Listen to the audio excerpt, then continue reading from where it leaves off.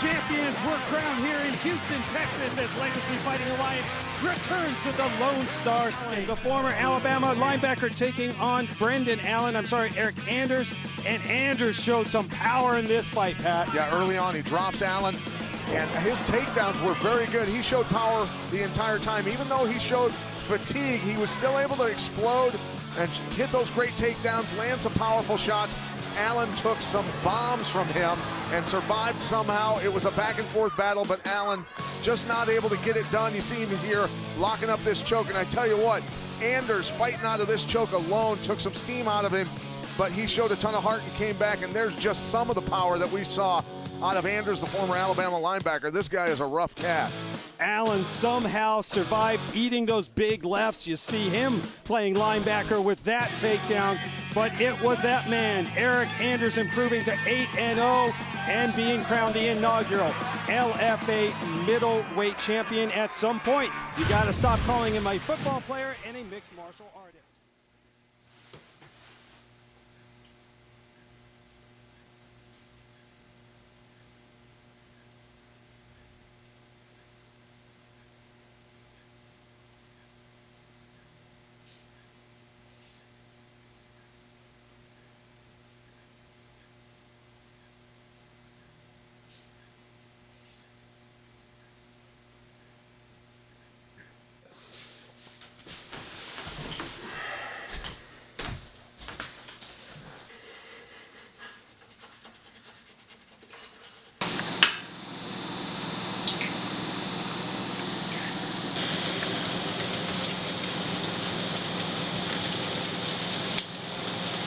One time. Off of a game? Off the machines, like one machine, I don't know. Gave somebody 80 grand? No. I'm talking about the owner. Made $80,000. Simply put, who is Eric Anders? Eric Anders is, he's the hardest working guy in the room. He's a guy who 20 years from now is going to look back on his life and he's never ever going to say, I wish I could have or I should have done this or that, and I could have been better if I would have done this, or if I would have trained harder, if I would have ran more. Eric Anders is a guy who at the end of his life, I'm going to look back and say I did everything that I could to be great at anything that I was doing, not necessarily just sports, but at being a father, being a coach, being a mentor, any job that I work. I take pride in my work and the finished product of such. So I don't want to look back in 20 years and be like, man, I should have taught my son this. I think that my kids, they're in the gym with me. They train, they get it. They see me train. They see how hard I work. I want to be the hardest worker in the room, and I want to achieve my maximum potential.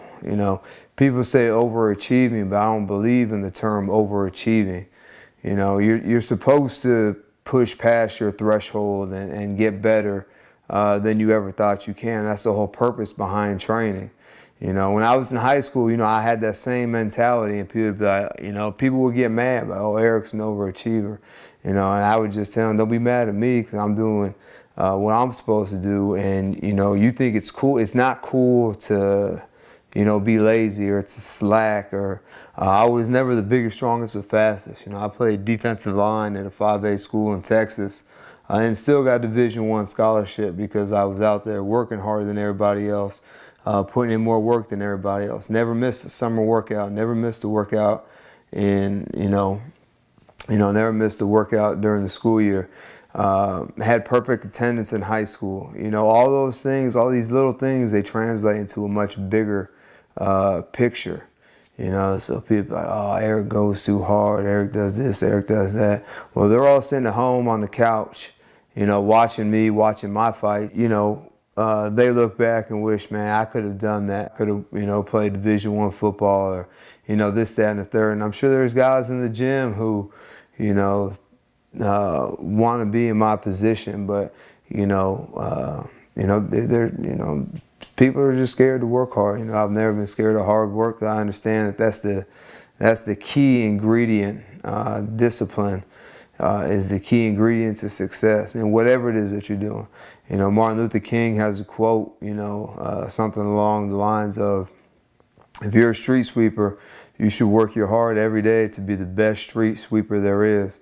And that's truly how I feel. You know, I want to maximize my potential, to take advantage of every opportunity. So at the end of the day, you know, when I'm talking to my kids, you know, I don't want to be the guy, the parent who is trying to tell my kids to work hard, but then when they see me in the gym, they see me, you know, playing around and, you know, slacking and whatever. 'Cause, you know, they just be like, yeah, whatever.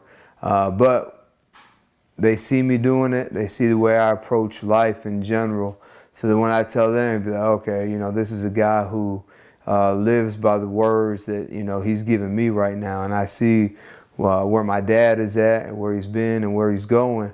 And if I want that same level of success, whether it be in the business world, school, sports, or whatever venture that they get into in life, if they take that approach to it, they'll have success.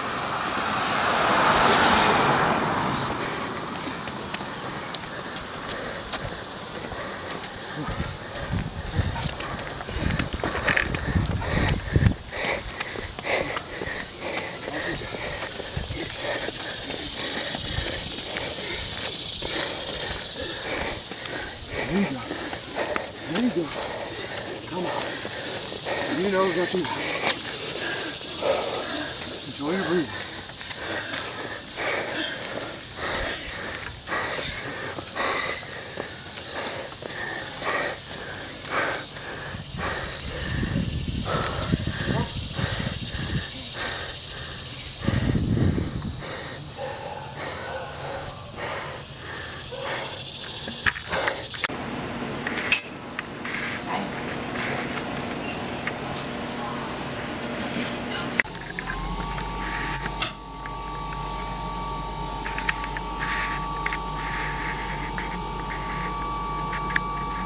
We got him at 282 here. That's the coldest place on planet Earth. Everybody's strong in the first round. You know, everybody's hitting hard. You know, their takedown defense is good. Everything, when they're 100%, everything goes well. But you know what happens after you go through some adversity in a fight. You know, maybe you have to defend a choke. Somebody has your back. And all that, you know, there's probably never going to be a position I'm in a fight where I haven't been in training. I'm definitely never going to be as tired in a fight as I get in training. You know, the maximum length of a fight is 25 minutes. Most of them are only 15 minutes. So, you know, I train, you know, for, 2-3 hours straight sometimes, and I do my hill sprints. I'm on my cardio. I lift the weights. And I do everything that I know my opponent won't do or can't do, so that when it comes time to fight, I can do more and able to go longer than my opponent can. You know, so everybody's strong in that first round. You know, and you can literally feel them wilt away and feel feel them break mentally as the rounds go on, because they're just like, man, this guy, you know, he's like a tick. He's glued to me. You know, he's in my face all the time. Try to keep them uncomfortable, you know. My old high school coach, he had a saying that said, pressure make a pipe bust. So that's kind of my style of fighting. I want to be in your face, backing you up, threatening takedowns. I'm cool no matter where the fight goes, whether it's on the feet in the clinch. And when I'm on the ground, if I'm on my back, I'm cool. I've been there before. If I'm on top, you know, that's where I want to be anyway. So, I'm trying to be in better shape than everybody else. I know I'm in better shape. There's confidence in preparation. So I know that I've done what my opponent hasn't done, so that when it comes down to that third or that fifth round, I know that he won't be able to hang in there with me. Make some noise for his opponent, Eric Frankenstein Adler.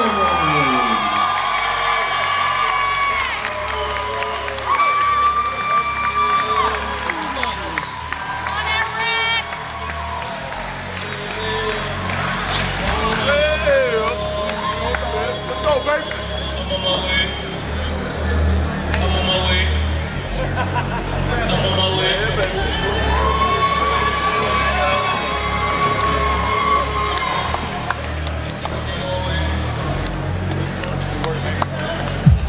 focus, man. Stay focused, concentrate, man.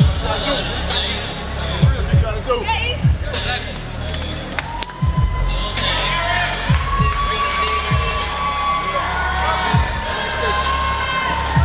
Hands up. Break. This fight from bell to bell. No mercy. There's no chance. Appreciate him stepping up and taking the fight. This motherfucker.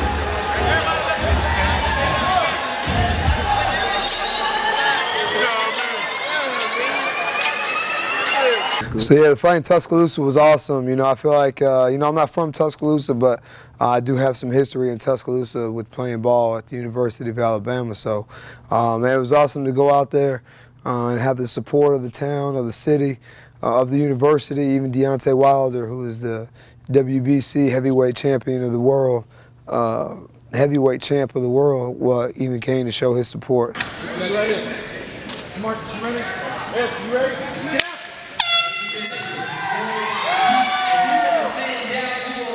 out. Let's go. Get that hands down, set it up. Get that hands up. Every time. My second fight in Montgomery, I was fighting a guy from Montgomery, so it's quite the opposite. It went from the people cheering for me to people booing me, cheering against me. People in the crowd, talking trash, especially with those 2 fouls that I got in the first round. They were not happy, and the environment got a little hostile there for a second. But at the end of the day, in between the rounds, or while we're fighting or whatever, I drowned all that out, and I'm just completely in the moment. Right there. Jab hook. Jab hook. Good work, baby. Get on the stick. Set your left hand. Right there.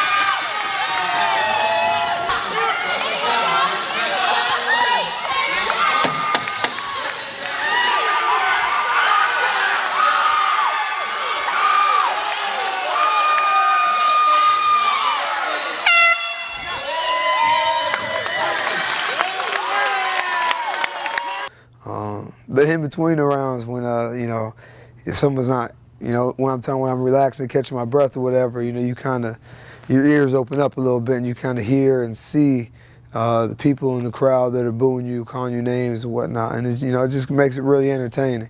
But then when you're in there fighting or whatnot, all that stuff gets tuned out, and it's just you and him in there. We're going to be here for the weapon. You have any questions?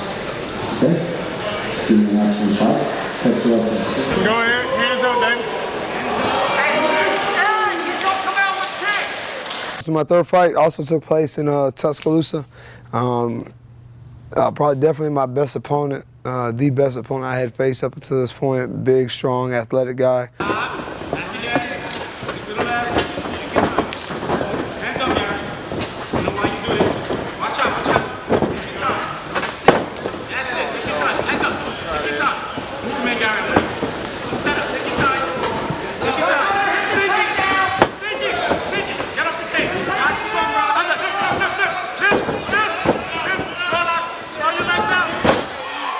I fought a weight class up, fought at 205 instead of 185, so he was a bigger guy.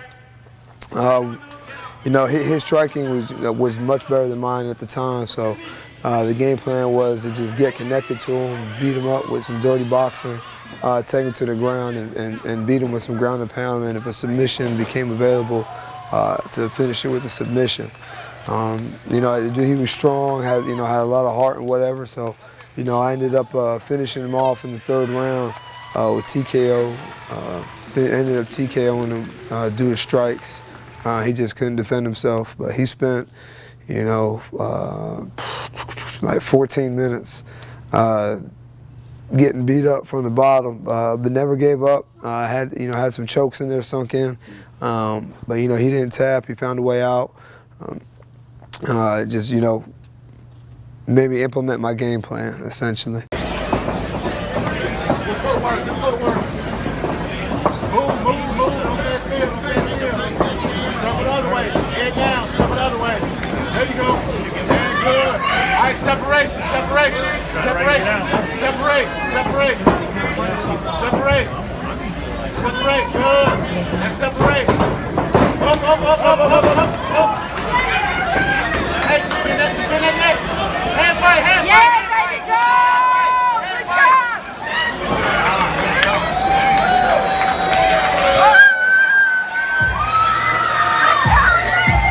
job! When you watch footage on guys, you're expecting one thing, but then when the match actually starts, you know, maybe they saw something on film on you that makes them react different or makes them train different and makes them fight different. But this guy in particular, I really expected him to you know, come forward and try and strike, try and kickbox with me. But once again, whenever the bell rang, you know, he backed straight up to the fence. So once again, I had to pursue and kind of control that range a little bit. But he threw a kick. I checked the kick, and as soon as the kick landed, I knew something was wrong with my knee. It just didn't feel right. But I ended up taking him down and choking him out within 30 seconds of the fight. And shortly thereafter, I found out I tore my medial meniscus blocking his kick, which really isn't a big deal. You know, I kept training and fought like 3 more times after that.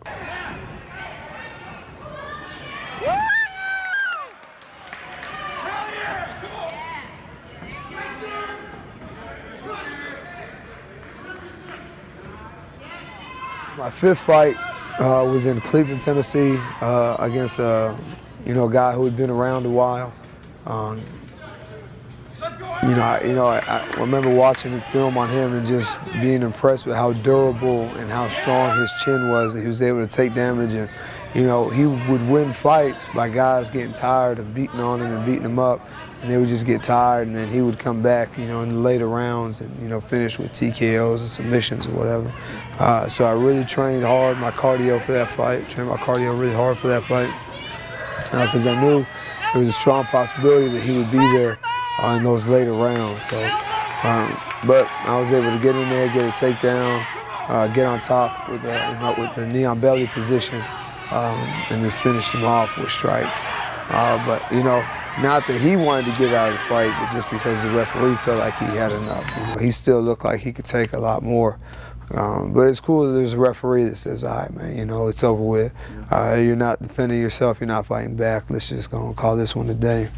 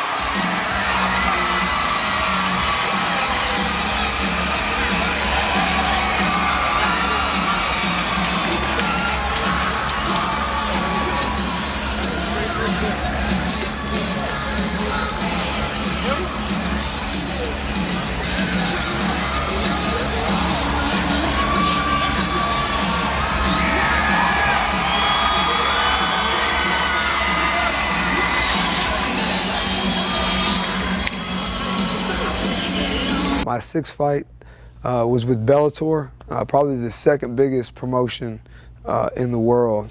And got in there with a guy who, you know, I really didn't see a whole lot of film on him, didn't know much about him. But, you know, we came in there. He came in there and threw a kick. I stepped in on the kick, you know, hit him in his chin. He fell. I got on top and got a 23-second first round victory, which apparently is the sixth fastest finish in middleweight history for Bellator. So, Bellator debut, got in the record books, got a win, got a TKO, got flawless victory. So not a bad showing for such a big show.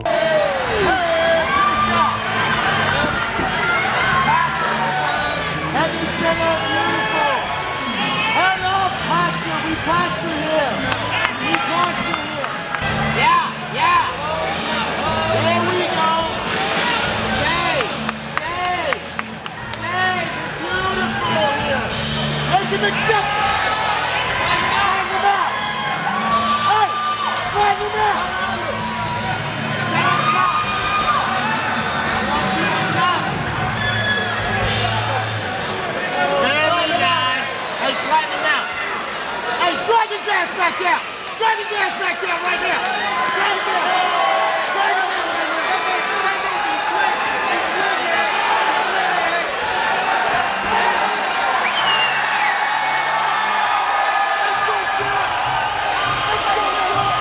now! But in that fight, I was able to get it to the ground and get a TKO finish in the first round.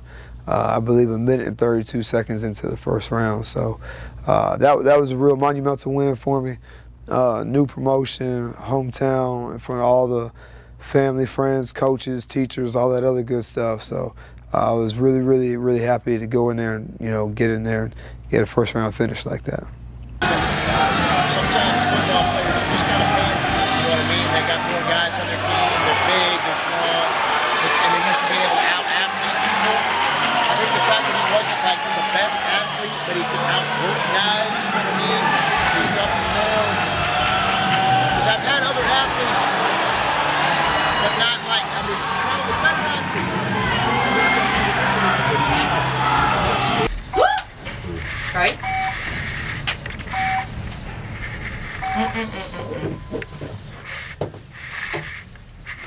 I tried to hang on that, but I got there.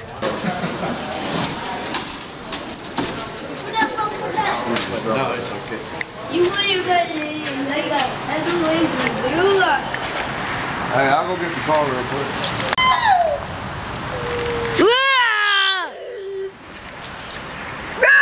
You know, the fight game is even more cutthroat than any other sport, right? You know, they can cut you at any time, so you can go in there and win 10 fights, and if you mess around and lose 2 straight, you know, you could be on the chopping block. Yeah. For, you know, various promotions. The UFC probably being the most notorious for cutting people who aren't up to snuff or on that downhill skid or whatever. Yeah. So, you know, you just gotta go in there. You gotta keep winning. You know, make your way around the regional circuit like I did my first, you know, 5 fights. Then I got on with Bellator. Then I fought for Legacy. And if I keep doing what I'm supposed to do for Legacy, keep going out there winning, and on top of that, finishing people. Like, people want to see an exciting match. You know, they're not gonna sign guys who just, you know, wrestle hump people, who just lay on top of people, you know, aren't finishing fights and going into decisions. You know, they want someone who's entertaining and who are people going to buy tickets to see. If you're a born fighter with no real skill set, you're dragging out decisions, you're not in there trying to finish fights, you don't have any knockouts or submissions or anything like that, it's going to be tough. But if you're marketable, if you're winning fights, if you're finishing fights, if you're entertaining, people like to see knockouts. You know, submissions are cool. But I just feel like people don't appreciate the grappling aspect of MMA like they do the striking.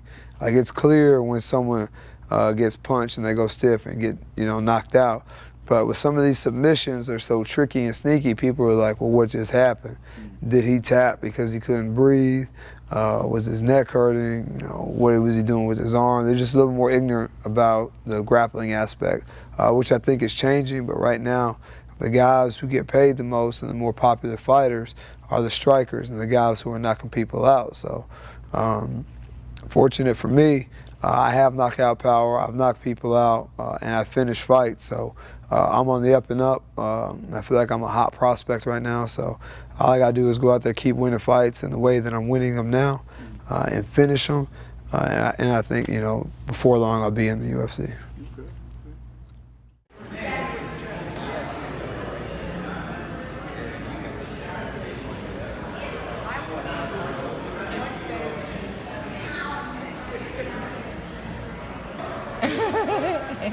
You saw his little hair? All right, so bring that camera over. Right, take them all first.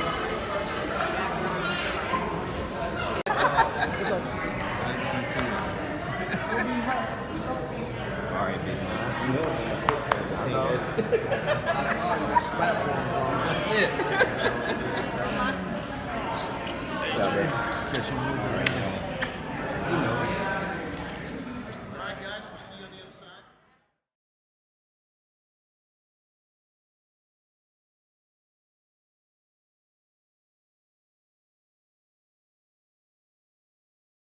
She wants me to be as successful as much as I want to be successful. And I think that's a very rare quality to have in a significant other. And there's a reason why she's my wife. And, you know, we didn't just date for a while and then I moved on or she moved on.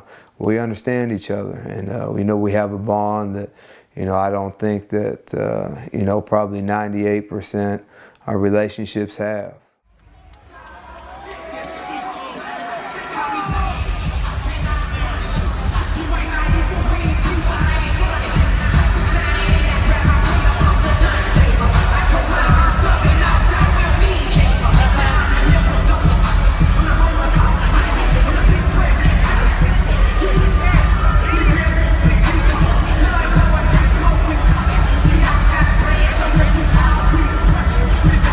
Ladies and gentlemen, this fight is 3 rounds in the UFC middleweight division. Introducing first, fighting out of the blue corner, a mixed martial artist holding an undefeated professional record. 8 wins, no losses. He stands 6 feet 1 inch tall, weighing in at 185 1/2 pounds. Fighting out of Birmingham, Alabama, your boy, Eric Anders. He went 25 minutes, did Anders, in his last fight outside the UFC. That was June 23rd. He was offered a fight against Trevin Giles at UFC 213 earlier this month. He was still nursing a hand injury. So 2 weeks later, here is Eric Anders in the blue trunks making his UFC debut against the octagon-tested Sapo Natal, who is in white. One of the things to watch in this fight is when Natal chooses to go southpaw. His last 2 fights, he's mixed and changed his stances frequently, but in both the Whitaker fight and Tim Boach fight, when he goes lefty, his defense is not good. The guys are attacking him, they're landing solid shots, and it was something that Eric Anders and his camp picked up on tape. When Natal goes lefty, you expect Anders to explode with combinations. Anders very solid and ahead of his time for a guy with only 7 pro fights. He does get a little wide at times, and man, he clipped Natal there. And again, as he was in a southpaw stance. Couple real good left hands there from Eric Anders, the former University of Alabama linebacker. Played an integral role in that 2009 national championship win over Texas. One thing I saw in that exchange on earlier fights for Anders, he gets wide with his left hand, almost throws like a left hook. There, it was nice and straight. And he's looking for that left heavy. We're seeing Anders really trying to force that left. Let's see if he can get it. There's the shot from Sapo, nothing doing. Anders with a big head kick. Thought about taking him down for a second, and he does have a lot of takedowns, but smart decision to keep it here. Visualization is definitely a key part of my game planning for a fight. Before I go to sleep, I'll just sit there, close my eyes, take a few breaths, and imagine myself in front of that person engaged in a fight. And you know, sometimes it gets so real, I'll even get an adrenaline rush and my hands will start shaking. It feels like the exact same feeling and moment that it actually occurs within the course of a fight. And you know, it's so real that, you know, they actually manifest, you know, some of the things that I visualize actually manifest themselves into the actual fight. So, you know, sometimes it'd be like a deja vu kind of moment. throughout the course of a fight. And then that's when I know what's finna happen, and you know that the victory is shortly, will be here shortly. Just over 2 minutes here to go in round one. Again, down goes Sapo. And this man hits hard. He is powerful. How is that for a UFC debut? They are celebrating in Birmingham and beyond. Eric Anders with a massive moment in his UFC debut tonight.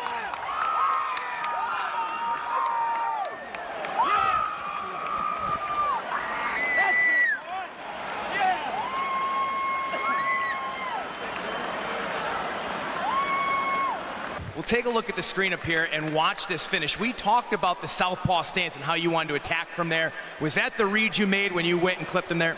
Man, you know, my last fight, I probably could have done the same thing, but, you know, I kind of got too close, smothered my work. So our game plan was to stay at boxing distance so I get maximum power on my punches, and that's what you saw tonight. Well, I'll tell you what, athleticism and fight IQ, it doesn't get any better than debuting like that. Ladies and gentlemen, Eric Anders. I appreciate it. Israel, Noah, love you, baby. We're coming home, baby. And that is one articulate young man as well. So Eric Anders maximizing the showcase here tonight as he improves to 9-0.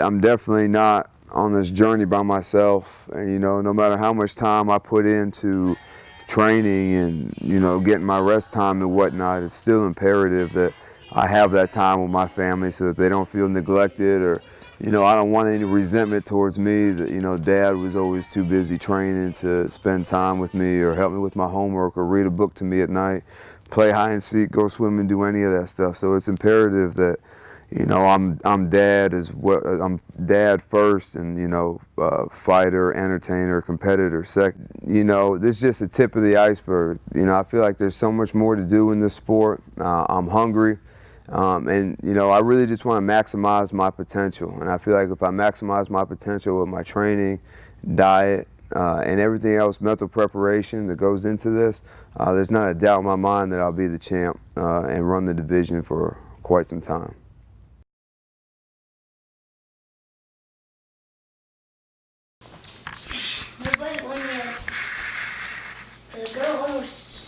You want to watch the rest of that fight?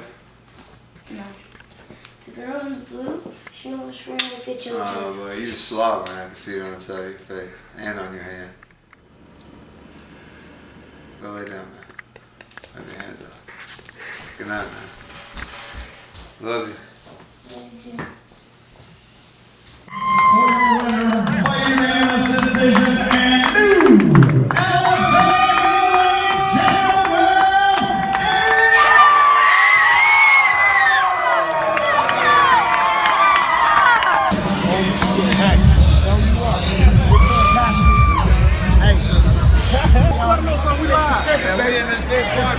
Y'all know what's good, man. You already know. Tell us something, boy. Tell us something, boy. They don't want to see us, dog. They don't want to see us, dog. He see me seeing him.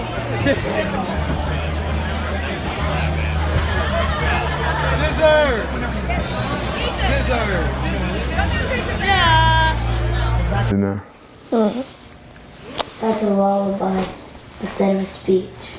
The better speech than a lullaby. No, I'm going to put you to sleep with the uppercut, alright? I put you to sleep before. Okay, you know what? Here we go. You know how to do it. Here we go. Alright, so.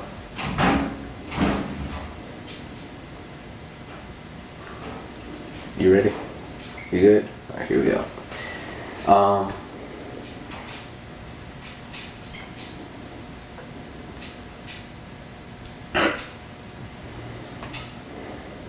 She's doing this on purpose. Anyway, alright, so who is Eric Anders